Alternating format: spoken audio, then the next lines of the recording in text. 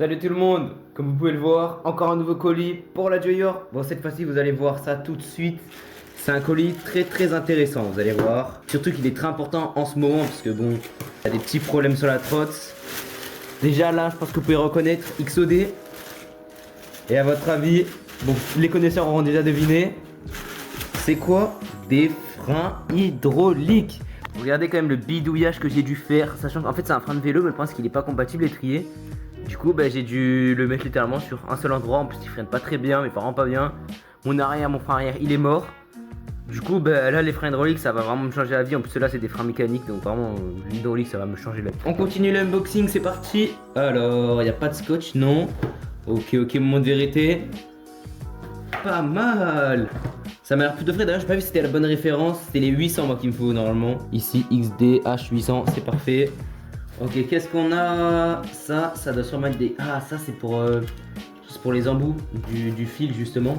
Si je sais pas s'il est déjà mis, mais si on veut l'enlever et tout, on a ça. Si on a, voilà, vous voyez, c'est pour ça justement, parce on va devoir mettre nous-mêmes le fil. Donc il y a moyen qu'il fasse faire une purge entière. Ça c'est un peu chiant, mais c'est pas grave, c'est la vie. En plus, comme vous pouvez le voir, il y a le frein moteur. Moi j'ai un endroit spécial justement pour ça, donc c'est parfait. En plus je l'ai gardé. Le deuxième étrier, ah, putain, mais en plus c'est même pas des étriers, je dis n'importe quoi. C'est des leviers de frein. Je dis n'importe quoi les règles. Du coup voilà, celui-là cette fois-ci c'est l'avant. Bon, c'est le même, hein, pas de surprise. Hop, pareil, frein moteur, ça c'est vraiment bien ça. Hop, et là on a le premier étrier cette fois-ci de frein. Putain, je vais réussir à le prendre. Hop là. Et voilà. Étrier XOD dans le bon. Oh, ça je trouve ça vraiment trop beau par contre, le truc comme ça là.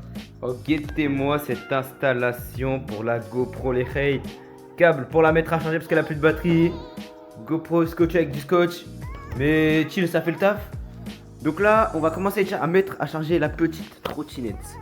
Hop. Moi, c'est un chargeur rapide que j'utilise. Hein. Vous n'aurez pas celui-là sur la Joyor S5Z.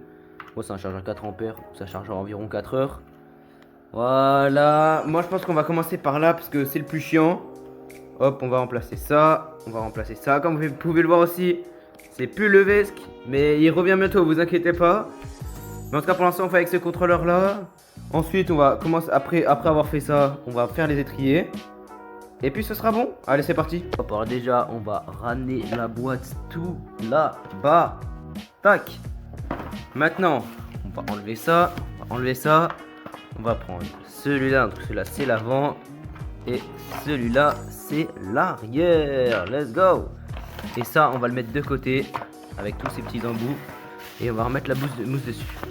Voilà, on a aussi préparé les outils. Bon, pourquoi est-ce qu'il y a un verre? Je sais pas. Bon, désolé peut-être pour le bruit du chargeur, on l'entend peut-être, mais il a un ventilateur, du coup je peux pas faire autrement.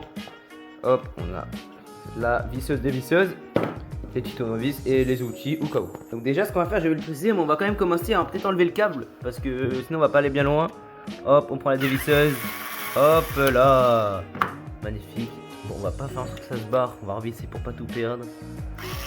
Voilà. Hop, et on enlève ça, on va faire pareil à l'arrière. Tac. Merde, c'est pas du bon côté, on va aller bien loin. Voilà, bon elle est pas très puissante, mais ça fait le taf. Maintenant, attendez, on va peut-être... Je sais pas s'il faudra... Non, c'est bon. Voilà, parfait. On va tout simplement enlever le câble de ça. Donc pour ça, c'est facile. On trouve là où il y a la petite encoche. Putain, on voit rien.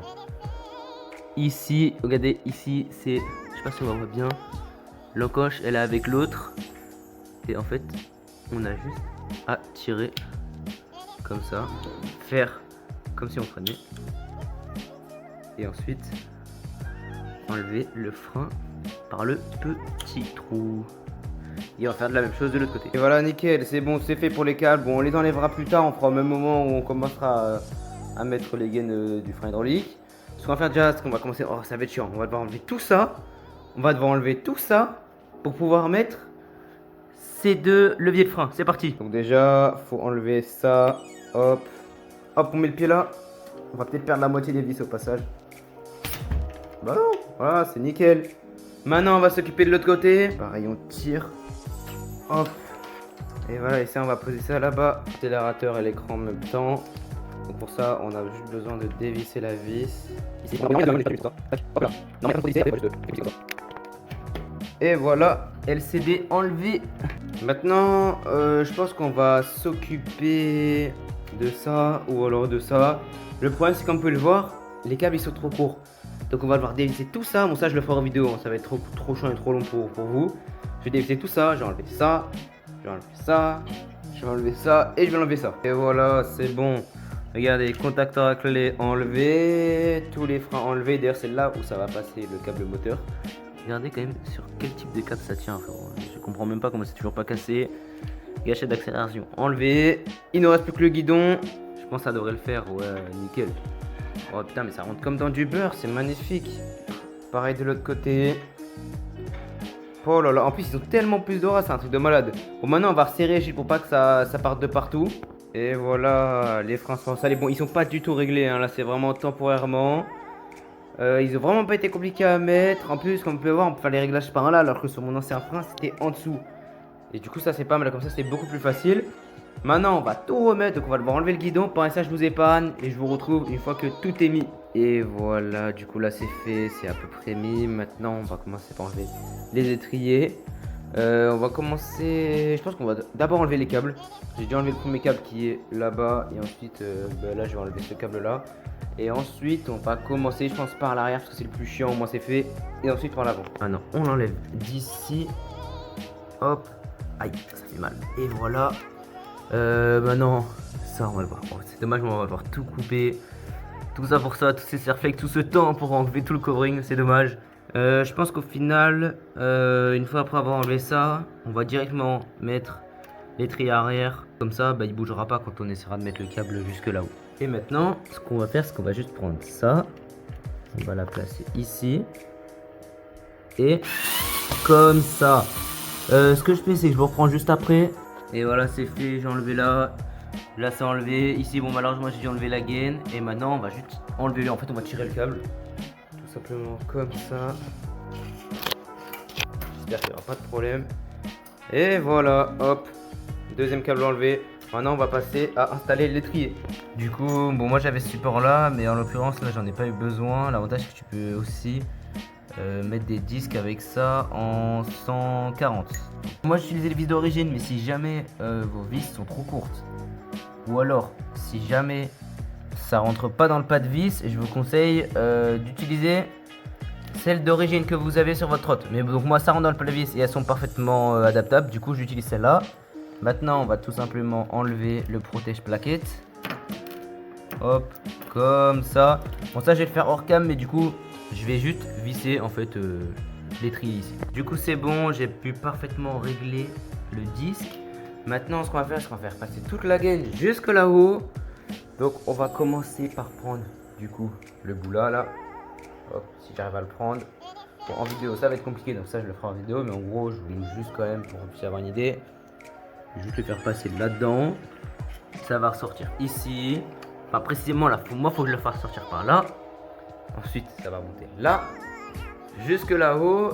Et le frein arrière va venir là-bas. C'est bon, c'est fait pour celui-là. Donc comme vous pouvez le voir, il passe là. Il monte là et finit là-haut.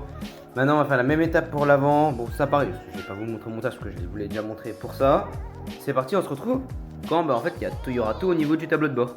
Bon ben voilà, c'est bon, regardez, il est bien installé. Il monte là-haut. C'est d'ailleurs ce fil là. Il passe ici, il monte là-haut. Et il atterrit ici. Bon, va bien falloir que je me repère dans les fils, il faut pas que je me trompe. Maintenant, je vais vous montrer comment est-ce qu'on fait ça, tout simplement pour le mettre dedans. Puis ensuite, je couperai, je ferai l'autre, hein, parce que vous n'avez pas besoin de savoir pour les deux. Une fois que vous saurez le premier, ce sera exactement la même chose pour l'autre. Et puis, ben voilà, ce sera tout. Bon, du coup, je vous explique en très vite fait. Vous avez déjà dans le kit, vous avez tout ça. Là, actuellement, on a besoin de ça, de cette pièce-là et cette pièce-là. Donc, on va faire passer le câble là-dedans. Hop. Ensuite, ça. Et ensuite, ça. Donc, de toute façon, là, je vais le faire maintenant avec vous. C'est parti. Voilà, c'est fait. Donc, regardez bien alors. Donc, le côté le plus petit du côté du câble. Le côté le plus grand de l'extérieur du câble. Ensuite, la genre de vis. Et ensuite, bon là, vous en avez deux de comme ça. Et vous avez aussi un petit truc en plus, mais ça sert à rien. ce côté-là. Donc là, normalement, je crois qu'il n'y a pas de côté. Et ensuite, on va juste le mettre dedans et ensuite visser. Et après, ça, ce sera le cache. J'ai oublié de vous dire, mais c'est très important. Il faut absolument enlever cette vis, sinon bah, l'huile ne passera pas tout simplement. Voilà, parfait. Donc, comme vous pouvez le voir, là, c'est bien mis. Maintenant, en fait, avec une pince ou une clé à molette, il faut juste serrer petit à petit. Donc, je vous reprends une fois que c'est fait. Et voilà, c'est fait. Je pense pas qu'il y a besoin de serrer au max parce que ça devient très dur. Et donc ensuite, bim, vous remettez ça. Et au pire, si jamais il faut serrer au max, je vous dirai en fin de vidéo. Et voilà la team, le deuxième c'est fait aussi. Là, il y a tout qui fait. Regardez, il marche parfaitement bien.